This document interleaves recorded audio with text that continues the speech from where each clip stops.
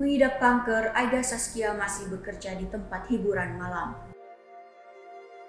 Pedangdut sekaligus disc joki Aida Saskia divonis dokter mengidap kanker stadium 3 akhir tahun 2021. Tentu saja Aida Saskia harus menjaga kesehatannya agar kanker stadium 3-nya tidak semakin parah dan masa kankernya tak menjalar ke seluruh bagian tubuh.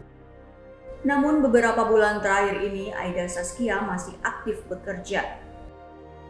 Tak tanggung-tanggung, ia sering menerima tawaran menjadi DJ di tempat hiburan malam. Aida Saskia mengakui sebelum memutuskan bekerja menjadi DJ di saat masih divonis menderita kanker, ia sudah memikirkan dan mempertimbangkan masak-masak segala risiko yang akan ia hadapi. Ini adalah keputusan yang sangat berat bagi aku karena resikonya sangat besar sekali ya, mengingat stadium aku udah bukan stadium awal lagi tapi stadium 3, kata Aida Saskia ketika ditemui di kawasan Tebet, Jakarta Selatan, Kamis 27 Oktober 2022.